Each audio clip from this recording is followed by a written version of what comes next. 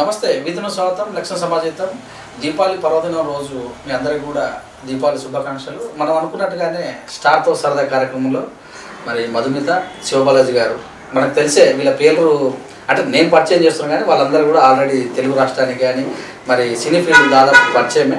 వారితో మనం సరదాగా ముచ్చటిద్దాం. నమస్తే సార్. నమస్తే మేడం. మీరు కూడా మాలో సభ్యులు. ఈ మధ్యకాలంలో ఏదో వచ్చిన గొడవలు కూడా జరుగుతున్నట్టు తెలుస్తుంది. అంటే ఇక్కడ ఇప్పుడు ఉన్నటువంటి ఇద్దరికి నో కమెంట్స్. మీ దాకా రాలేదు, మీ దృష్టికి రాలేదు. No comments. ఇండస్ట్రీకి ఎంతోమంది వస్తుంటారు. కొంతమంది కంటే ఇక్కడ బయట కూడా బాగా రూమ్లింగ్ జరుగుతున్న విషయం ఏంటంటే కొన్ని ఫ్యామిలీల చేతిలోనే నడుస్తుంది, మిగతా వాళ్ళు ఎంత టాలెంట్ ఉన్నా కూడా అక్కడికే ఉండిపోతున్నారు అంటున్నారు. తప్పు. ఏం చెప్తారు? జస్ట్ ఏదో రూమర్ క్రియేట్ చేయాలా, లేకపోతే ఒక మీద జస్ట్ దాసనారాయణ గారు కూడా చాలా సార్లు చెప్పారు ఏమని, కొంతమంది ఫ్యామిలీలో ఉంది అది మొత్తం బయటకు తీసుకురావాలని ఆయన చాలా సభలలో కూడా తీసుకొచ్చారు. నాకు నిజంగా దాసనారాయణ గారు చెప్పింటే కరెక్ట్గా ఉండొచ్చు, బట్ ఆయన కాదనట్లేదు. కానీ బట్ నాకు తెలిసింది ఏంటంటే ఒక టీమే రావాలి, ఒక ఫ్యామిలీ ముందుకు రావాలి అనేది లేదు. మార్కెట్ అలా తయారు చేస్తుంది అంతే. మార్కెట్ అలా థింక్ చేసుకుంటుంది. సో ఇప్పుడు బిజినెస్ ఏంటంటే మీరు అబ్జర్వ్ చేస్తే మనకి మీరు ఎవరైతే సోన్స్ ఫ్యామిలీస్ వాళ్ళే ఉంటారు అని చెప్తున్నారో వాళ్ళలో టాలెంట్ లేని వాళ్ళు ఎవరు ఎంట్రన్స్ కూడా ఆ ఎంట్రన్స్ లో మీరు if you can prove your self.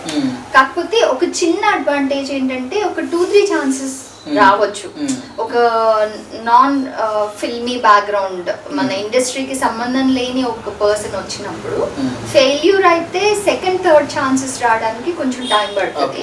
But వీళ్ళకి ఒక చిన్న అడ్వాంటేజ్ ఏంటంటే they'll get second third film.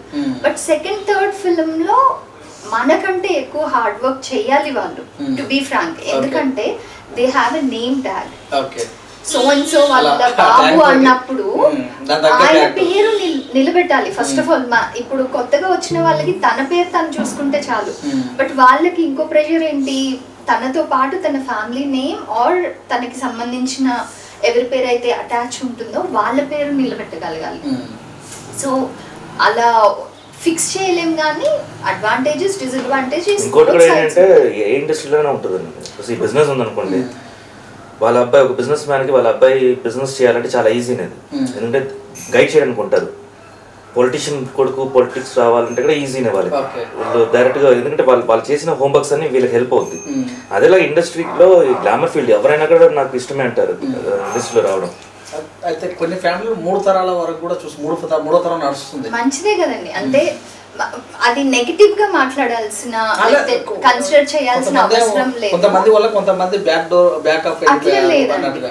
ఇప్పుడు 7 సినిమాలు హిట్ అయ్యి కొన్ని సినిమాలు ఫ్లాప్ అయిన తరం చూసుకుంటే ఇప్పుడు సినిమా అవకాశాలు మరి దాదాపుగా అంటే మరి తరుణ్ గారికి వాళ్ళ మదర్ యాక్ట్రెస్, వాళ్ళ father was into film making. So మీరు చెప్పిన బ్యాక్గ్రౌండ్ ప్రకారం చూస్తే కొంతమంది ఇంకా కొంతమంది చాలా అలాగే చాలా మంది వినీత్ గారు, అబ్బాస్ గారు, ఇకపోతే రోహిత్ గారు అంటే కొన్ని సినిమాలలో బాగా పేరు వచ్చినా కూడా. మీరు అలా అనుకుంటే నేను 2002లో ఎంట్రీ ఇచ్చేటప్పుడు 150 హీరోస్ వచ్చారు. ఇప్పుడు ముగ్గురే పేరు మనం చెప్తే గుర్తుపడతారు. ఒకటి నేను, ఇంకోటి అల్లు అర్జున్, ఇంకోటి మంచు విష్ణు. మేమందరూ ఒకే బ్యాచ్. మిగతా వాళ్ళు నాకు అక్కడక్కడ గుర్తున్నారు, కానీ చెప్తే కూడా మీకు తెలియదు ఏ సినిమా. అన్ని సినిమాలు వచ్చాయి, కొన్ని సినిమాలు ఆగిపోయాయి, కొన్ని సినిమాలు రిలీజ్ అయ్యాయి. చాలా మంది నెక్స్ట్ మూవీ కోసం ట్రై చేశారు. కొంతమంది క్యారెక్టర్ ఆర్టిస్ట్ అయిపోయారు, కొంతమంది సీరియల్స్కి వెళ్ళిపోయారు, కొంతమంది ఇండస్ట్రీ నుంచి బయటకు వెళ్ళిపోయారు. So they are choices. అంటే ఎంతవరకు ఫైట్ చేస్తారనేది వాళ్ళ చేతిలో ఉంది. ఆ సినిమా ఇండస్ట్రీలో తొక్కేస్తారు, వేరే వాళ్ళు వస్తారు అన్నట్టు టాక్ నడుస్తుంది. దాని మీద మీరు అంటే మనం తొక్కితే తొక్కించుకుంటామండి జనరల్గా. ఇప్పుడు మీరు జర్నలిస్టే, తొక్కితే తొక్కించుకుంటారా? అదంతా ఊరు కొట్టి మాట్లాడలేదు. అది మిడిల్లో నేను కొంచెం అబ్జర్వ్ చేసిన. ఇప్పుడు కొంచెం చాలా మారిపోయింది, కొంచెం ప్రాక్టికల్గా మాట్లాడడం స్టార్ట్ చేస్తున్నారు. కానీ ఒకప్పుడు ఆ రోజుల్లో మేము అని స్టార్ట్ చేస్తారు. అంటే ఇప్పుడు ఉండే వాళ్ళు వేస్ట్ అన్నట్టు నేను ఇండస్ట్రీ కొత్తగా వచ్చినప్పుడు. సో అదేదో ఒకటి అంటే ఆ టైంలో ఏంటంటే ఒక కల్చర్ మారుతుంది. ముందేమో డైరెక్టర్ కానీ ఎవరైనా వస్తే లేచి నుంచొని నమస్కారం పెట్టాలి, తర్వాత మేకప్ అంటే అదొక దేవుడు రూమ్ లాగా నేను మొక్కొని ఈవెన్ మేకప్ మ్యాన్ కూడా కాలు దండ పెట్టడం అవన్నీ వచ్చింది. కరెక్ట్గా నేను వచ్చిన టైంలో వచ్చేసి అక్కడ నుంచి ఒక 5 yearsలో కొంచెం చేంజెస్. మేకప్ టేబుల్ ఉంటే అది కాలు డైరెక్ట్గా అక్కడే పెట్టేసి ఇలా పెట్టుకొని మేకప్ వేసుకోవటం అవన్నీ కూడా కొంచెం చూసాను నేను. సో అక్కడ ఏంటంటే కొంచెం కొంచెం చేంజ్ అవుతున్నా, బట్ తప్పే అది 100%. ఇప్పుడు ఆ కల్చర్ మొత్తంగా మేనేజ్ అయిపోతే సో మేకప్ అనేది జస్ట్ నార్మల్ ఒక ప్రోడక్టే కదండి, అంత ఇంపార్టెన్స్ అనేది ఉండదు. సో అది నేర్పించడానికి ఒక బ్యాచ్ నేర్పించేది, తిట్టుకునే వాళ్ళు ఏంటి ఇలా చేస్తున్నారు వాళ్ళని, సో తిట్టుకునే వాళ్ళు, నేర్పించడానికి ట్రై చేసేవాళ్ళు. ఇప్పుడు ఏంటంటే డైరెక్టర్ మీద చేసే ఒక ఫ్రెండ్ లాగా మాట్లాడే కల్చర్ వచ్చేసింది. సో అది యాక్చువల్ పాయింట్ ఏంటి మీరు చెప్పేది, దీని గురించి చెప్పారు కదా, తొక్కేస్తున్నారు అన్నారు కదా. సో అలా తొక్కడానికి ఏముండదు, ఇక్కడ అందరూ కలిసి టీమ్ ఒకే ఒకటి అంటే టీమ్స్ తయారవుతున్నాయి. ఇండస్ట్రీకి రావడమే ఒక గ్రూప్ తోటి వస్తున్నారు. హీరో, డైరెక్టర్, మ్యూజిక్ డైరెక్టర్ అందరూ కలిసి ఒక ప్రోడక్ట్ ని రెడీ చేస్తున్నారు, అది సక్సెస్ కూడా చేస్తున్నారు. సో ఇప్పుడు వాళ్ళని తొక్కాలంటే అలాంటి మూవీస్ రావు కదండి. సో ఇంకా సపోర్ట్ చేస్తున్నారు కొత్తదనానికి. ఇంకా అలాంటి గీతా ఆర్ట్స్ సపరేట్గా ఒక బ్యానర్ పెట్టుకొని గీతా ఆర్ట్స్ 2 అని కొత్త వాళ్ళ కోసమే ఎంకరేజ్ చేయడానికి ఉంది ఆ బ్యానర్, అవసరం లేదు కదా వాళ్ళకి. సో ఇలాంటివి కొంతమంది చేస్తున్నారు. అండ్ టాలెంట్, హార్డ్ వర్క్ మనం కంటిన్యూస్గా మనం పెట్టేటప్పుడు ఐ డోంట్ థింక్ మనల్ని ఎవరు సప్రెస్ చేయలేరు అనుకుంటాను. అంటే మీరు చెప్పినట్టు అని చేయడమో లేకపోతే మన ఆపర్చునిటీ ఇంకొకరు లాక్కోవడమో అది చాలా తక్కువ. పిఆర్ అయితే హెల్ప్ అవుద్ది, చెప్పినట్టు పిఆర్. నేను ఇంట్లోనే కూర్చొని నాకు మూవీస్ రావాలనుకుంటే అలా రాదు, నన్ను వెళ్ళి తిరగాలి, అందరిని వచ్చేసి షుడ్ టాక్ టు దెమ్. ఇప్పుడు నాకంటే మొహమాట ఎక్కువ, నాకు వెళ్ళి అడగడం. పక్కనే కూర్చుంటాను సుకుమార్ గారి దగ్గర. ఒకసారి నేను వెళ్ళి రంగస్థలం తర్వాత నెక్స్ట్ మూవీ అడగాలని చెప్పి ఒక 1 hour అలాగే కూర్చున్నాను. ఇక్కడ దాకా వస్తుంది కానీ నెక్స్ట్ ప్రాజెక్ట్ మన చేత వాళ్ళు అడగలేకపోయాను.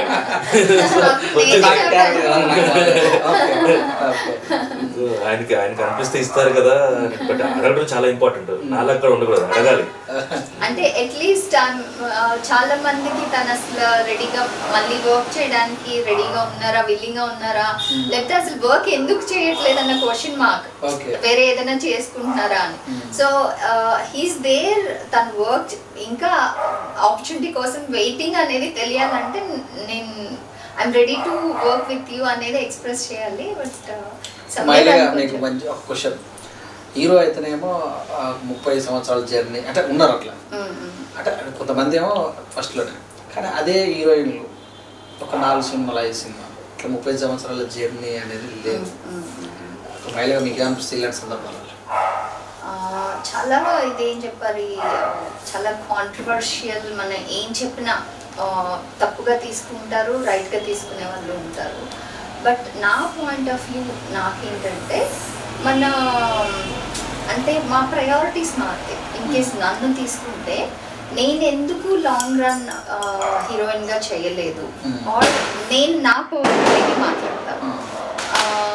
నాకు టాప్లో ఉన్నప్పుడు యోగి అనే ఫిలిం తమిళ్లో చేస్తున్నాను నేను, ఐ వాజ్ స్టిల్ హీరోయిన్గా అక్కడ మంచి పొజిషన్లో ఉన్నాను.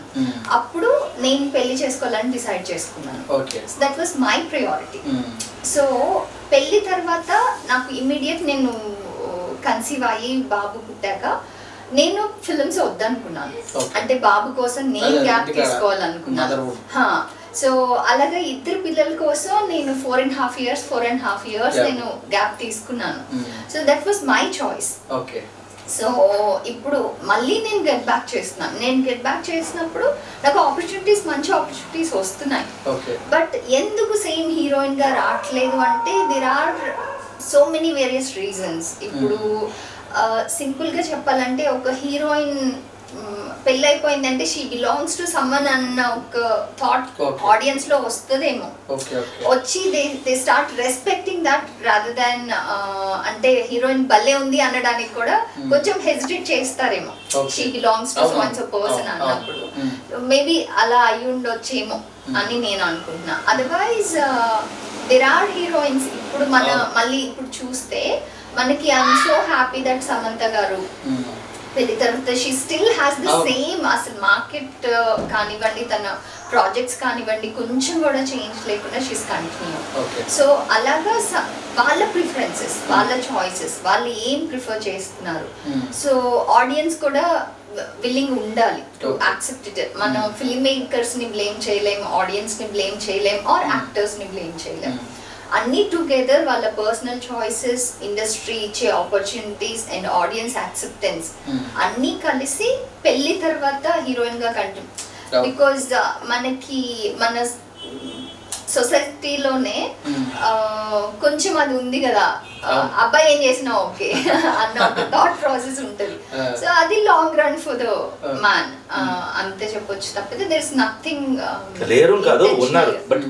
చాలా తక్కువ. అదే వాళ్ళ పర్సనల్ చాయిసెస్. సింపుల్ గా చెప్పాలంటే మేల్ ఓరియంటెడ్ మూవీస్ ఎక్కువ ఉన్నాయి, ఫీమేల్ ఓరియంటెడ్ తక్కువ, అందుకే తక్కువ వస్తున్నాయి. ఫీమేల్ ఓరియంటెడ్ ఎక్కువ వచ్చిందంటే వీళ్ళు కూడా వచ్చి లాంగ్ రన్ వెళ్తుంటారు. చాలా మంది ఉన్నారు కదా, అదే అక్కడ కాన్సెప్ట్స్ అక్కడ మనకి కాన్సెప్ట్స్ వచ్చాక డెఫినెట్ గా ఎక్కడ ఇప్పుడు చూడండి బెస్ట్ పార్ట్ అంటే వెబ్ సిరీస్. ఇంకొకటి ఏంటి, అసలు మన ఇండస్ట్రీ తెలుగు ఫిల్మ్ స్టార్ట్ అయినప్పుడు హీరోయిన్స్ అందరు పెళ్ళయి సినిమాల్లోకి వచ్చారు. No one knew they got married. So అప్పుడు వాళ్ళ క్రేజ్ వాళ్ళకు ఉండేది, వాళ్ళ రెస్పెక్ట్ వాళ్ళకు ఉండేది. బట్ ఈ కంపారిజన్ అక్కర్లేదు.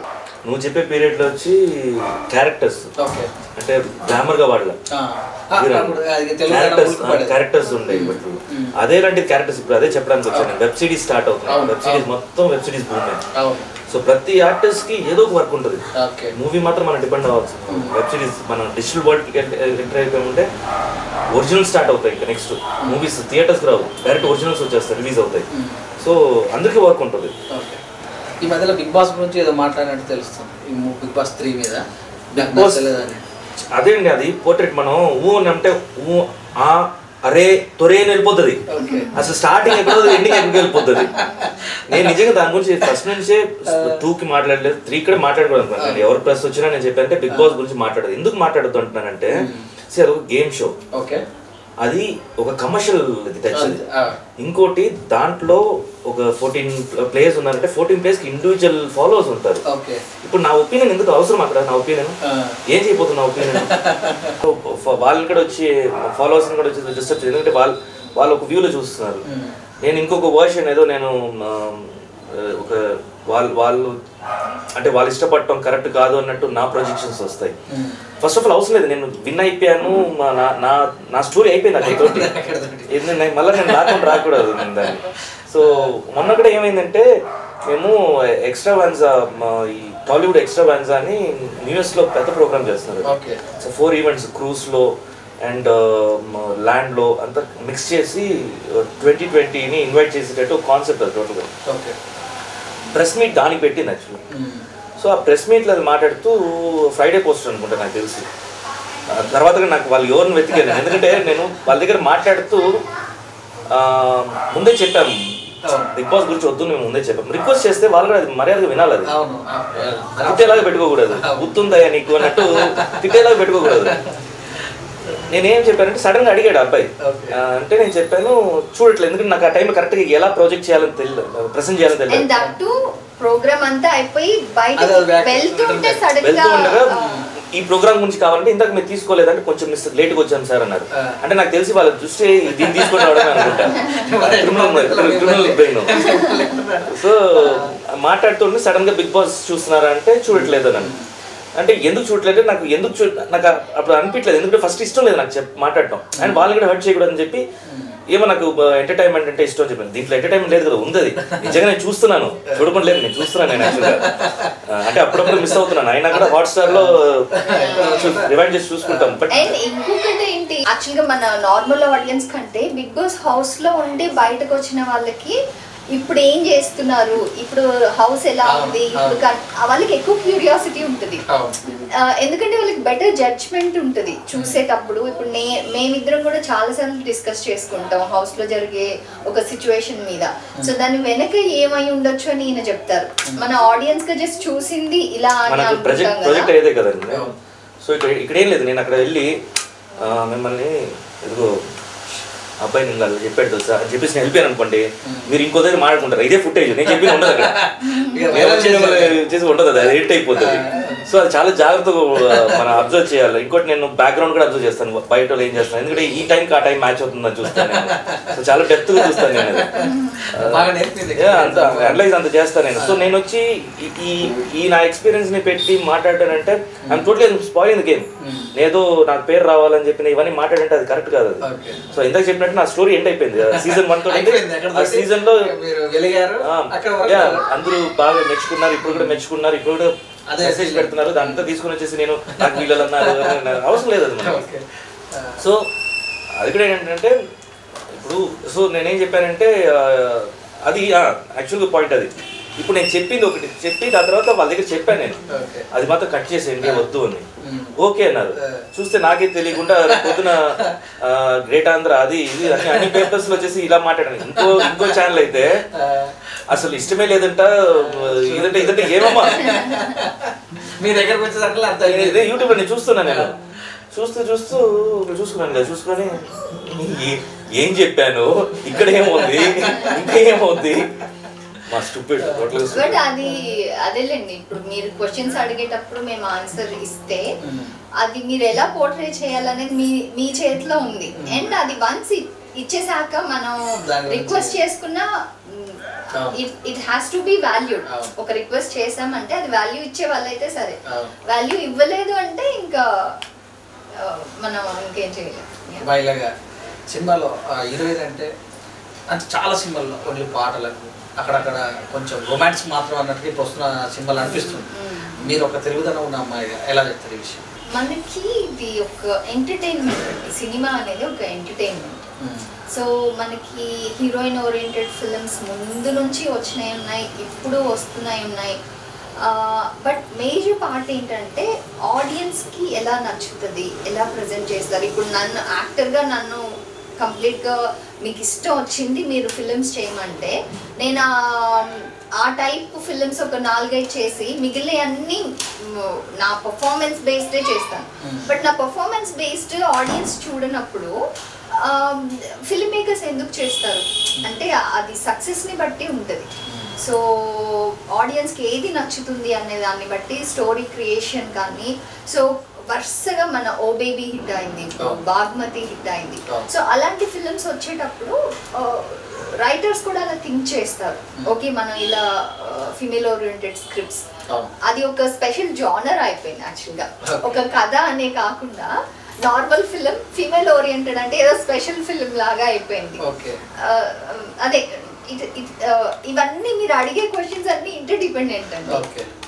ఇప్పుడు నా వరకు నేను ఆన్సర్ చేయగలను కానీ జనరలైజ్ చేసి ఒక ఒపీనియన్ అయితే ఇవ్వడం కష్టం. సో నా వరకు నేను నాకు చాయిస్ వదిలేస్తే అన్నీ నేను పర్ఫార్మెన్స్ ఓరియంటెడ్ చేయాలనుకుంటాను, బట్ చూడలేము. సో నన్ను అందంగా చూపించే ఫిలిమ్స్ రావాలి, నన్ను యాక్టర్గా నిలబెట్టే ఫిలిమ్స్ రావాలి. ఒక హీరోయిన్ కెరీర్లో అన్నీ ఇంపార్టెంట్. ఖాళీగా ఉన్న సమయంలో ఏం చేస్తాను? నాలెడ్జ్ గెయిన్ చేస్తుంటాను. పాటలు ఏమన్నా? నాలెడ్జ్ అంటే అబౌట్ న్యూ టెక్నాలజీస్ కానీ, లేకపోతే స్పేస్ గురించి, ఏలియన్స్ గురించి, ఎక్స్ట్రా టెరిటరియల్ యాక్టివిటీస్ గురించి, అండ్ మనకి మిస్టరీస్ గురించి, అంటే మన శ్రీకృష్ణ దేవరాయలు, రాముడు వాళ్ళ టైంలో ఇవన్నీ నిజమా అబద్ధమా అన్న ఒక అనాలిసిస్. అన్ని తాజ్ మహల్ అంటే తాజ్ మహల్ లో ఉండే మిస్టరీస్ ఏం జరుగుతుంది, ఎందుకు అవి చేయట్లేదు, ఇవన్నీ ఒక్కొక్కరు ఒపీనియన్స్ గూగుల్ నుంచి వాళ్ళ ఒపీనియన్స్ అవి ఎక్కువ ఇంట్రెస్ట్. ఇద్దరు కలిసి మధ్యకాలం సినిమాకి వెళ్ళారు ఎప్పుడన్నా బయట? సైరా రీసెంట్ గా వెళ్ళినట్టు సైరా. నాకు యాక్చువల్గా ఈ మధ్య తెగ అంటే ఐ ఆల్వేస్ ఫీల్ జెలస్. ఈయనకంటే నేను పెద్ద fan, but luckily I got to work Charan తో వర్క్ చేయడానికి I was very happy. But he work with Kalyan గారు అండ్ చిరంజీవి గారితో మా ప్రాసెస్ లో అప్పుడప్పుడు ఆయన్ని చూడడం జరుగుతుంది. బట్ ఎక్కువ he's blessed to meet them. నేను ఎప్పుడన్నా ఇలా రామ్ చరణ్ ఫిల్మ్ చేసిన తర్వాత I had to meet. So తను ఎప్పుడు టైం స్పెండ్ చేసినా, ఎస్పెషల్లీ కాటమరాయుడు టైంలో అయితే రోజు కళ్యాణ్ గారితో కూర్చొని మాట్లాడాను, ఇంటికి వచ్చి మాట్లాడింది చెప్తుండే. ఈయన చెప్పే కంటే ముందు ఐ యూస్ టు ఆస్క్ ఇవాళ ఏం మాట్లాడారు కళ్యాణ్ గారు, అందుకనే ఎక్కువ ఇష్టపడకూడదు, ఇష్టపడాలి. ఎక్కువ లేడీస్ అంటే జ్యువెలరీ అని డ్రెస్సింగ్స్ అని అలాంటి అని విసిగిస్తుంటారు ఇట్లా. సో తను ఏది పెద్దగా ఇన్వాల్వ్ అవ్వరు, పెద్దగా ఇంట్రెస్ట్ చూపించరు ఇది బాగుంది ఇది బాగాలేదు అని జడ్జిమెంట్లో. But at the same time ఇది వద్దు అది వద్దు అని కూడా పెద్ద ఇన్స్ట్రక్ట్ చేయలేదు. సో ఐ హ్యావ్ నాకు పూర్తి స్వాతంత్రం ఉంది.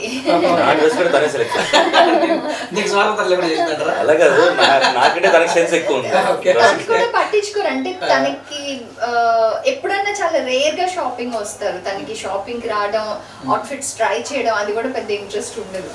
సో నేను నాకు జనరల్ గా అది ఇంట్రెస్ట్ ఎక్కువ ఉంటుంది. సో నేను ఇంట్రెస్టెడ్ కాబట్టి నాకు వదిలేస్తాను. తయారయ్యే విషయంలో మీరే తయారు చేస్తుంటారు సార్? నాకు అసలు ఎప్పుడు ఇన్స్ట్రక్షన్ ఇవ్వరు. ఏదైనా నేను ఒపీనియన్ అడిగితే అప్పుడు స్పెసిఫిక్ గా చూస్తారు. అప్పుడు దాకా అంత నోటీస్ చేసి చెప్పాలి అని ఏం చెప్పరు. ఎప్పుడైనా నేను అడిగితే సజెస్ట్ చేస్తారు. నేను ఇంకా ఆల్వేస్ తను డే టు డే వేర్ నుంచి అన్ని నేనే చూస్తాను. ఖర్చులు బాగా పెడుతుంటారు ఎక్కడైనా మీరు అదుపులో వచ్చారా? అట్లేం లేదండి. ఇన్ దట్ వే మేమిద్దరం అవసరం అయితేనే ఖర్చు పెడతాం. అనవసరంగా ఖర్చు చేసాం అనేది పెద్దగా ఏం చెయ్యం. అనవసరంగా దేన్ని అవసరం లేనివి ఫస్ట్ ఆఫ్ ఆల్ మేము ప్రిఫర్ చెయ్యం, వద్దు అనుకుంటాం. సో నార్మల్ గా సింపుల్ గా ఉంటే బేసిక్ గా లగ్జరీస్ కి ఒక బెంచ్ మార్క్ ఉంటుంది. లగ్జరీ ఏంటంటే వెళ్ళిపోతూనే ఉంటుంది, మనకేం అవసరం అనేది చూసుకోవాలి. ఇప్పుడు గ్యాజెట్స్, ఇప్పుడు ఫోన్స్ అనుకోండి, ఎవ్రీ ఇయర్ కొత్త మోడల్స్ వస్తుంటాయి. సో ఇప్పుడు కొత్త మోడల్ వచ్చింది కాబట్టి అది కొనాలని లేదు. అసలు దీంతో ప్రాబ్లం అంటే దాని తర్వాత వెళ్ళొచ్చు. సో అలాగనే ఉంటుంది. అలాగే సమ్వేర్ ఇది లేదు కాబట్టి మాకు అనవసరమైన ఖర్చులు ఏమి. ఇంకోటి మెయింటెనెన్స్ బాగానే ఉంటుంది ఇంట్లో.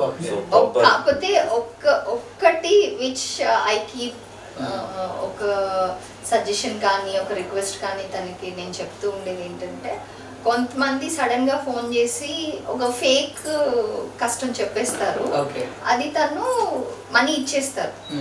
సో సమ్వేర్ ఇవ్వడం మంచిదే, బట్ అవతల వాళ్ళు మోసం చేసేటప్పుడు ఇవ్వడం కరెక్ట్ కాదు. బట్ తను ఏంటంటే సరే తీసుకుంటే తీసుకుని తనకి ఏదో ఒక విధంగా ఉపయోగపడి ఉంటుంది కదా అన్న ఒక జస్టిఫికేషన్ ఉంటుంది. కానీ బట్ అవతల వాళ్ళకి నిజంగా అవసరమా కాదా అని ఆలోచించారు. చివరిగా ఇంటర్వ్యూ ఇచ్చే ముందు రంగంలో గాసిప్స్ ఎక్కువ అలాంటి వచ్చినప్పుడు మీరు ఎలా దాన్ని ఎదుర్కొన్నారు కూడా చేస్తారు? ఎలా నేనా నాకు గాసిప్స్ దూరం ఉంటాను, చాలా దూరం ఉంటుంది. అలాంటి వచ్చినప్పుడు అంటే ఇప్పుడు మళ్ళీ వచ్చినప్పుడే చూడండి నేను. అంటే గాసిప్స్ పెద్దగా ఏం రాలేదు, మేబీ టూ మచ్ గాసిప్స్ వస్తే. అండ్ ఇంకొకటి ఏంటంటే మెంటాలిటీ చెప్తున్నా, తను నమ్మే ఒక మెంటాలిటీ ఏంటంటే నేను కరెక్ట్ గా ఉంటే నేను ఎవరికి ఎక్స్ప్లెయిన్ చేసుకోవట్లేదు. అంటే ఒక్కొక్కసారి మనం కరెక్ట్ గా ఉన్న ఎక్స్ప్లెయిన్ చేసుకోవాల్సిన సిచ్యువేషన్ వస్తుంది, అంటే ఫ్యాక్ట్ ఏంటి అని చెప్పడానికి. బట్ మనం తప్పు చేయనంత వరకు మనం దేనికి భయపడక్కర్లేదు. అదే ఇంకా దాని తర్వాత అది మన తప్పుని తెలిసి మనం చేసామంటే ఎప్పుడు భయపడుతూనే ఉంటాము. గాసిప్స్కి చాలా దగ్గర కూడా అవుతాము, ఏదైనా మనమే దానికి లీడ్ ఇస్తాము అనమాట. సో బెస్ట్ ఫ్రెండ్స్ రాజీవ్ కన్నా కలిసి వర్క్ చేశాను. అంటే ఏం లేదు, నేను చెప్తూ ఉండగా మీరు నెక్స్ట్ క్వశ్చన్కి వెళ్ళిపోతున్నారా, నాకు ఎక్కడి నుంచి కట్ అయ్యి రావడానికి టైం పడుతుంది. అందుకే లేకపోతే రాజీవే నా క్లోజెస్ట్ ఫ్రెండ్, రియల్ ఫ్రెండ్ తను. ముందు నుంచి మా ట్రావెల్ కోకిల సినిమా నుంచి అలాగే ఉంది. మిడిల్లో మేము 1 year మాట్లాడకుండా ఇప్పుడు గొడవపడి కాదు సిచ్యువేషన్ ఇంకా లేదు, నీతో బోర్ కొట్టింది 1 year మేము మాట్లాడుకుంటాము. దాని తర్వాత మళ్ళీ మా ఫోన్ చేసినా ఏదో మొన్న మా ఇదినట్టే ఉంటుంది, వెళ్ళి కలవటం కూర్చోటం, మేము హ్యాపీగా నైట్ స్పెండ్ చేయడం. అంటే హ్యాపీగా నైట్ స్పెండ్ చేయడం అంటే ఏం లేదు, ఈవినింగ్ కూర్చోవడం అంతే. ఇప్పుడు మాలో మేమిద్దరు వర్క్ చేస్తున్నాం కాబట్టి ఇంకా రోజు మేము మాట్లాడుకోవాల్సి వస్తుంది. పనుల మీద వాటి మీద ఎక్కువ డిస్కస్ చేస్తుంటాం మేము. అలా అంతే. స్టార్స్ బయటకు వెళ్తే ఫ్యాన్స్ ఎగబడి ఫోన్లు గేమ్లు సెల్ఫీలు ఎక్కువ. అంటే ఆ సందర్భంలో మీరు ఎలా ఫీల్ అంటే సెల్ఫీ పక్కన పెట్టండి. అసలు ఫస్ట్ మనం రోడ్లో వెళ్తూ ఉండగానే బైక్ అనుకోండి, సడన్గా మనం చూసారనుకోండి, మన అన్ని ట్రాన్స్పరెంటే కదా గ్లాసెస్, సడన్గా చూసారనుకోండి, అలా చూసి అలా ఉంటాడనమాట. పాపం తనకి నవ్వాలని కూడా తెలీదు. సో ఏమనుకుంటారో మళ్ళీ వాళ్ళు నవ్వకపోతే ఫీల్ అవుతామేమో అది తెలియదు అనమాట. అలా ఉన్నప్పుడు నేనేం చేశాను, నా హ్యాబిట్ నేనే తిరిగి నవ్వడం స్టార్ట్ చేశాను. ఇలా చూసారంటే నేను నవ్వేస్తాను, హలో అంటాను నేను, ఒక హ్యాపీ వాళ్ళకి చెప్తారు. అది మా పిల్లలకి అలవాటు అయిపోయింది. తర్వాత మా కార్ సైడ్ ఎవరు చూసినా మా పెద్దోడు కొంచెం చిన్నగా ఉన్నప్పుడు అందరికి హాయ్ హాయ్ చెప్తుండే. సో సెల్ఫీస్ వాళ్ళు తీసుకున్నా సరే ఇది నేను ఎప్పుడు ఇబ్బంది పడే ఇది లేదు. మీద పడిపోతేనే కొంచెం నాకు హెసిటేట్ అవుతుంది. ఇప్పుడు కరెంట్లీ జరుగుతున్న ఒక ఫన్నీ ఇది చెప్తాను. ఏదైనా ఫంక్షన్కి వెళ్తే వస్తారు వచ్చి ఇంకంత తీసుకొని నేను సెల్ఫీలో తీసేసుకొని అంటే ఇలా ఫోన్ ఇస్తున్నారు, అర్థం కావట్లేదు ఏంటమ్మా అంటే అది సెల్ఫీ తీయండి మనమే మనమే తీయాలి ఆన్ కూడా చేయరు ఒక్కొక్కసారి. ఇంకోటి చాలా ఇంతమంది ఉండగా చాలా డిస్టర్బింగ్ కోపం వచ్చేది ఎక్కడంటే సెల్ఫీ టైమర్ పెట్టింటారు 5 minutes స్టార్ట్ అది 5 ఈ నవ్వుకుంటూ కూర్చోండాలి. టైమర్ కట్ చేయి డైరెక్ట్ చెప్పేస్తా నేను. మీ బెస్ట్ ఫ్రెండ్ జగదీష్ అండ్ అర్చన గారి ఎంగేజ్మెంట్ మీరే దగ్గరుండి చైల్డ్హుడ్ ఫ్రెండ్, ఒకే స్కూల్లో చదువుకున్నాం మేము. తను అపోలో కంట్రీ హెడ్ ఇప్పుడు. ఓకే. ఒకరోజు మిడిల్ ఏంటంటే ఈ సమ్మర్ హాలిడేస్ కదా, సమ్మర్ హాలిడేస్లో పిల్లలందరూ కూడా మేమిద్దరే ఉన్నాము. సో అప్పుడు ఏం చేశారు, ఒక్కొక్క ఫ్రెండ్ని ఒక్కొక్క రోజు ఇన్వైట్ చేసి మేము డిన్నర్కి వచ్చి మేము కూర్చొని మాట్లాడుకొని అలా స్పెండ్ చేసాము. చాలా రోజుల తర్వాత మనకి ఆ ఫ్రెండ్ ని చూసి చాలా రోజులు అయింది, మళ్ళీ కలుద్దాం అనుకున్న వాళ్ళని ఒక ఫ్రెండే ఒక రోజు. సో దట్ మన ఈ గ్యాప్ లో జరిగిన వాళ్ళ లైఫ్ లో ఇన్సిడెంట్స్, మా లైఫ్ లో ఇన్సిడెంట్స్ అట్లాగా క్లోజ్ కొడతాం. మిగతా వాళ్ళంటే కొంచెం ఇది అవుతుంది, సో పర్సనల్ గా మాట్లాడడానికి బాగుంటుంది చెప్పేసి అలా పెట్టుకున్నాము. సో అలా వచ్చిన ఒక దీంట్లోనే అర్చన అలా ఇన్వైట్ చేసిన అర్చన అక్కడ వన్ డే ఇన్వైట్ మాట్లాడుకుంటే సడన్ గా మధు తిరిగి జగ్గి ఎలా ఉంటాడు అంటే వెంటనే నాకు క్లిక్ అయ్యి బాగుంటుంది అన్నాను నేను. అప్పుడు సడన్ గా మా ఇద్దరు తన ఏదో సీరియస్ గా మాట్లాడుతుంది, తన డిస్కషన్ వింటుంటే మధు ఏమో తన ఎక్కడో వేరేదో ఆలోచించుకుంటే సడన్ గా జగదీష్ ఎలా ఉంటాడు బాగుంటుంటే తనైతే సీరియస్ చెప్తుంది కదా, అసలు వీళ్ళే మాట్లాడుకుంటున్నారు నేనేదో చెప్తుంటే జగ్గి ఎవరు అసలే ఏదైనా గెలికిలా వేసామంటే అర్చన ఇంకా వెళ్తూనే ఉంటుంది డెప్త్కి. సో ఏంటంటే ఏం లేదు చెప్తానులే నీకు నా ఫ్రెండు అంటే ఓకే అనండి. తర్వాత జగదీష్కి ఫోన్ చేసి, బికాస్ తను కూడా మ్యాచెస్ చూస్తున్నాడు, అర్చన కూడా మ్యాచెస్ చూస్తున్నాడు, అండ్ ఇద్దరు మాకు అనిపించింది కరెక్ట్ ఉంటారేమో, మీకు అయితే కరెక్ట్ ఉంటారేమో అని. But at the same time అది వాళ్ళకి ఏదో ఆర్టిఫిషియల్ గా ఒకళ్ళని కలుస్తున్నాం అన్నట్టు కాకుండా ఇద్దరు ఫ్రెండ్సే కదా, జస్ట్ ఒకసారి మీట్ మన ఇంట్లో కలిసినట్టు. సో ఇద్దరు మాకు ఫ్రెండ్స్ కాబట్టి ఒక ఫ్రెండ్లీగా కలుద్దాం అన్నప్పుడు దెన్ కలిసే ముందు వాళ్ళిద్దరికి మేము చెప్పాం ఇట్లా మీరిద్దరు బాగుంటుంది అనిపిస్తుంది, బట్ డెసిషన్ అంటే కలిసాక మీరు మీ ఇష్టం మీరు ఎలా అనుకుంటారు అని. బట్ సమ్వేర్ ఎవ్రీథింగ్ వాజ్ అది ఆ థాట్ కూడా మాకు రావాలని రాసి పెట్టి ఉందేమో. సో ఎవ్రీథింగ్ వాజ్ మనసులో కూడా కలిపారు. మెయిన్ థింగ్ ఏంటంటే వాళ్ళ ఎంగేజ్మెంట్కి వెళ్ళినప్పుడు టోటల్గా వాళ్ళ ఫ్యామిలీ అందరూ వాళ్ళు మాకు ఇచ్చే రెస్పెక్ట్ అండ్ మంచి అల్లుడిని చూపించారు. అదో నాకేమో నవ్వు వస్తుంది, అయ్యి అవునా అంతా. బట్ పెద్దవాళ్ళందరూ వాళ్ళ ఫ్యామిలీ మెంబర్స్ కూడా చాలా రెస్పెక్టెడ్ మెంబర్స్, అంటే చాలా వాళ్ళ బిహేవ్స్ కానీ చాలా ఇది అందరూ బాగా ఎడ్యుకేటెడ్ పీపుల్. జగదీష్ కూడా చాలా ప్లెజెంట్, తనకి కోపం వస్తే ఏం లేదు అన్నం తినేస్తాడు అంతే, అలా అనమాట. పేషెన్స్ ఎక్కువ ఉంది జగదీష్కి, అర్చన దగ్గర నస ఎక్కువ ఉంది.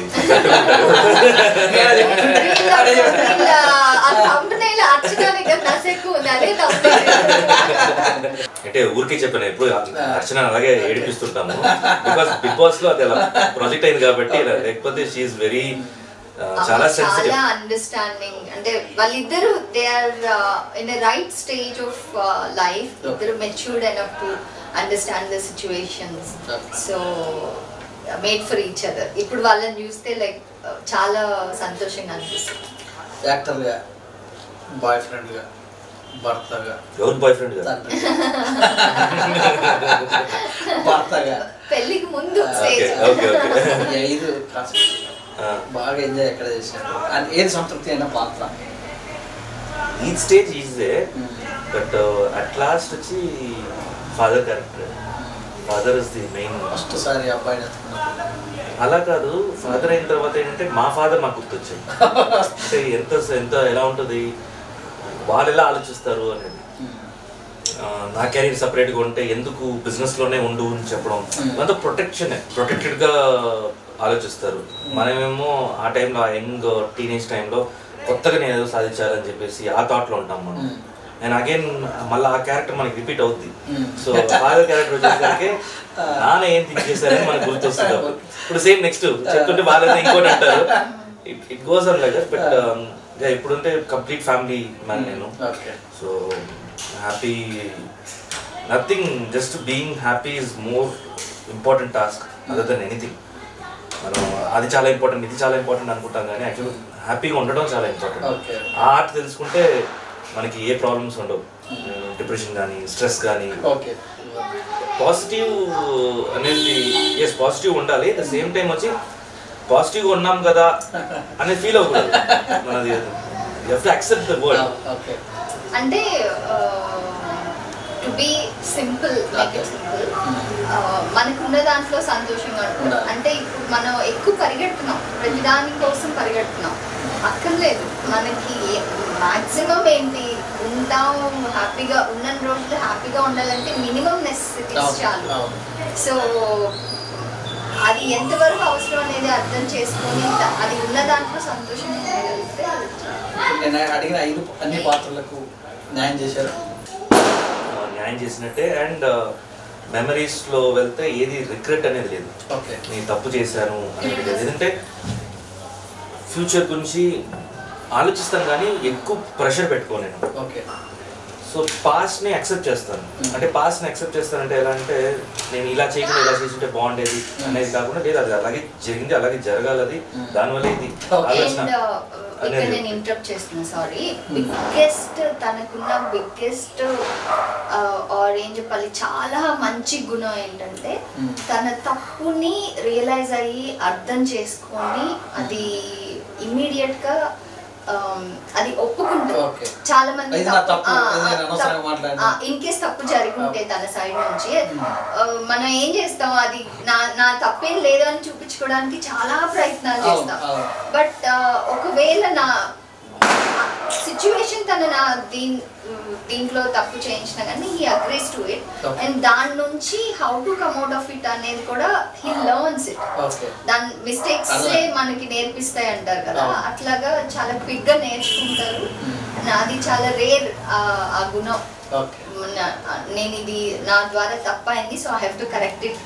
సో బేసిక్గా ఏంటంటే ఫ్యూచర్ పాస్ట్ నచ్చట్లేదు కాబట్టి ప్రెసెంట్ నేను జాగ్రత్తగా, ఫ్యూచర్ విల్ బి ప్రాపర్గా వెళ్తుంటుంది. పాస్ట్ గురించి నేను ఇవాళ ఈ రోజు నేను జాగ్రత్తగా పెట్టుకుంటే అది రేపు అది పాస్ట్ అవుతుంది, నిన్న అవుతుంది. ఎల్లుండి అనేది మీన్స్ లైక్ ఫ్యూచర్ ఉంది. ఫ్యూచర్ కరెక్ట్గా వెళ్ళాలంటే ఇవాళ నేను కరెక్ట్గా ఉంటేనే, ఇవాళ మీరు వస్తున్నారు ఇంటర్వ్యూ అనేది, నేను అవసరం లేదు అని చెప్పేసి, లేకపోతే ఇప్పుడు నేను కరెక్ట్గా మాట్లాడకపోతే it carries in different level. మిమ్మల్ని హర్ట్ చేసినది ఎనర్జీగా నన్ను ఫ్యూచర్లో వేరేలాగా తీసుకుంది. సో అందుకని మనకి ఎథిక్స్ కొన్ని నేర్పించారు కదా, దాన్ని మనం ఫాలో అవుతూ ఆ టైంలో మనం కరెక్ట్ డెసిషన్ తీసుకున్నామా లేదని మాత్రం తీసేసుకోవాలి. అన్నీ బాగానే ఉంటుంది. దేవుడు నమ్ముతారా? బాగా. శివుడు. శివుడు అంటే నేను దేవుడు కాదు, మా అన్న.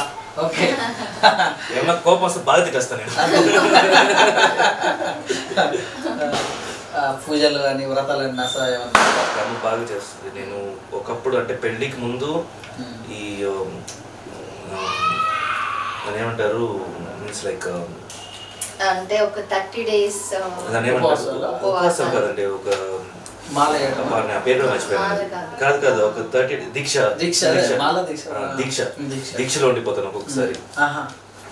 కరెక్ట్గా ఒక 42 days అలా దీక్షలో ఉండేటప్పుడు అప్పుడే నాకు తెలిసి అన్నీ జరుగుతాయి. మంచి మంచి చికెన్ ముందు పెడతారు, పెద్ద పెద్ద పార్టీస్ అవి ఉంటాయి, అన్ని టెస్టింగ్ నాకు పడుతుంది. అండ్ మండేస్ చాలా స్ట్రిక్ట్గా ఉంటాను. మండే వెల్లుల్లి కానీ కొన్ని ఐటమ్స్ అవి ముట్టను. తర్వాత శివరాత్రి అప్పుడు కంటిన్యూస్ నైట్ అంతా మేల్కొని నెక్స్ట్ డే వెళ్ళి పాలాభిషేకం చేసుకునే వచ్చి తినేవాడిని. అలా చేసుకుని తర్వాత మెల్లిగా అది తగ్గింది. అంటే తగ్గిందంటే నాకు అనిపించాలి, మళ్ళీ నేను చెయ్యాలని చెప్పి అనిపించినప్పుడు మళ్ళీ స్ట్రిక్ట్గా చేస్తాను. సో అప్పటిదాకా మేము ఫ్రెండ్స్ మాట్లాడుకోకూడతాం. ఇంట్లో చేసే వంటలు అన్నీ ఇష్టం, బయట నుంచి ఇంట్లోనే అన్ని, అది చైనీస్ అయినా సరే, కారకుడి అయినా సరే, లేకపోతే మెక్సికన్ ఫుడ్స్ అయినా సరే, ఇంట్లో నేను కొన్ని చేస్తాను, తను కొన్ని చేస్తుంది. సో అలాగే మేము ఇంట్లో పార్టీస్ హోస్ట్ చేస్తే కూడా ఫ్రెండ్స్కి బయట నుంచి తెప్పి ఇంట్లోనే అని చేస్తాను. ఆ రోజు మధ్యాహ్నం నుంచి కుకింగ్ స్టార్ట్ చేస్తాను. చెప్పండి మేడం, మీకు ఏ వంట చేయడం అంటే ఇష్టం, లేకపోతే ఏ ఫుడ్ అంటే బాగా? ఫుడ్ అంటే నాకు వెజిటేరియన్ ఎక్కువ ఇష్టం. నాకు చికెన్లు అవి పెద్దగా ఇష్టం లేదు, బట్ ఇప్పుడు కొంచెం చికెన్ వరకు తింటున్నాను. అలాగే బ్రాహ్మణ్స్ ఏం కాదు, చిన్నప్పటి నుంచి ఫాండ్ లేదు అంతే. అంటే నాన్ వెజ్ తినని వాళ్ళు కాదు అంటున్నా, తినేవాళ్ళు, అమ్మ వాళ్ళు తినేవాళ్ళు, కానీ మాకు ఫాండ్ లేదు పిల్లలు. బట్ పెళ్ళయి ఈయన కోసం అన్నీ వండుతాను, మటన్ నుంచి, ఫిష్ నుంచి, చికెన్, ప్రాన్స్, క్రాబ్స్ అన్నీ ఉంటాయి. బట్ నా ఫేవరెట్ అంటే వెజిటేరియన్లో ఏదైనా, స్పెషల్లీ పప్పుచారు, aloo fry. Social workers social work చేశాను చిన్నప్పటి నుంచి చేసేవాడు. నేను ఆర్ఎస్పీ రోడ్ సేఫ్టీ పెట్రోల్లో ఉండేవాడిని. ఓకే. సిగ్నల్స్ అని ఎలా జామ్ అయిన దీన్ని ఎలా మనం వచ్చేసి క్లియర్ చేయాలి, అండ్ రెడ్ క్రాస్లో వర్క్ చేయాలి. So in case of any accidents ఎలా హ్యాండిల్ చేయాలి, ఈసీజీ ఎలా ఇవ్వాలి, అప్పుడే నేను చిన్నప్పుడే 8th standard నుంచి నేను ట్రైన్ అవుతున్నాను. చాలా వరకు ఇప్పుడు ఐసోలేటెడ్ ప్లేసెస్ అంటే మౌంటైన్స్లో ట్రాకింగ్స్ ఉంటాయి, ఇంత రేషన్ ఇంత ఇచ్చేస్తారు. సో దాన్ని ఒక 3 days మేము మెయింటైన్ చేసుకోవాలి. ఇలాంటివన్నీ నేను టాస్క్ చేస్తున్నాను చాలా చిన్నప్పుడు. అందుకే వాళ్ళు ఇంత పంపించిన దాన్ని ఇంకా బెటర్గా చేసేవాళ్ళు. సో అదేంటంటే ఉన్నంతలో మేము చేయగలిగినంతలో మా దృష్టికి వచ్చిన వాళ్ళలో మనం ఎంత చేయగలమో అది అంతే. అది చెయ్యాలి అంటే మనం ఎవ్రీ మంత్ చెయ్యాలన్నంత లేదు, ఏదైనా సడన్ గా అనిపించింది, లేకపోతే ఎవరైనా ఒక అవసరం అని వచ్చారు అన్నప్పుడు కొన్ని చెప్పాను కదా అలా జరుగుతుంటాయి, కానీ యూజువల్ గా సహాయం చేసే గుణం. V3 ప్రేక్షకులందరికీ ఈ ఇంటర్వ్యూ డెఫినెట్గా మేము అందరిని ఎంజాయ్ చేసి ఉంటుంది అనుకున్నాను. So thank you so much for watching this interview. And Suresh గారు కూడా థ్యాంక్ యూ సో మచ్, ఎందుకంటే ఒక 5 daysగా పట్టుకొని ఫోన్ చేసి హింస చేసి ఇంటర్వ్యూ లాక్కొని వచ్చారు. అన్నీ తెలుసండి మా గురించి, పెద్దగా కొత్తగా ఏం లేదు చెప్పడానికంటే, అయినా సరే వదిలేదు ఆయన. థ్యాంక్ యూ అండి, thank you so much. V3 ప్రేక్షకులందరికీ దీపావళి శుభాకాంక్షలు. అందరూ సంతోషంగా ఉండండి, సుఖంగా ఉండండి. Thank you so much. Thank you sir, thank you madam. మీ విలువైన సమయాన్ని మీరన్నట్టుగానే మీ ఇంటర్వ్యూ చేయాలని నాకు చాలా ఆతృత ఉన్నది. అఫ్ కోర్స్ మీ ఫ్యాన్స్ కూడా, అంటే ఏదో ఇంటర్వ్యూ తీసుకున్నట్టుగా శంభో ఆ క్యారెక్టర్ నుంచి మరి మీరు నిండు నూరేళ్ళుగా మీ దంపతి కొనసాగుతూ మరెన్నో అవకాశాలు మీరు అనుకున్నవి, మీరు ఊహించబడింది మీ దగ్గరికి వచ్చి మీరు ఇంకా స్టార్స్ ఎదగాలని మనస్ఫూర్తిగా కోరుకుంటూ థ్యాంక్ యూ సో మచ్. ఇదండి మరి రియల్గా నేను అనుకోలేదు వీళ్ళు ఇంత హ్యాపీ మూమెంట్గా మనకు ఇంటర్వ్యూ ఇస్తారని ఇచ్చారు. మరి దీపావళి కాంతులతోటి మీరు ఇంటర్వ్యూ చూస్తారని కోరుకుంటూ నమస్తే.